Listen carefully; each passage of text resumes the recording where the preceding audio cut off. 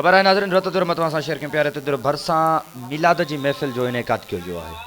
रतो दुर भरिसां ॻोठ मीर खान मोहम्मद जलबाणीअ में हाजी मोहम्मद सूमर जलबाणी रेस मोहम्मद शरीफ हाफ़िज़ सफदर अली कादरी ज़ेर सदारत हेठि हाफ़िज़ अली अकबर कादरी जी ज़ेर निगरानी हेठि रहमतुल आलमीन सवर कायनात नबी करीम सल्लल्लाहु अलैहि वसल्लम जी विलादत के हवाले से तकरीब मुनक़िद कई वई आहे, जंहिंमें मुफ्ती साईं शफ़ीक अहमद कादरी शिकारपुरी मौलवी मोहम्मद हसन बुसरी जन खिताब करे बिनी जहानन के सरदार जो शान बयान किया है।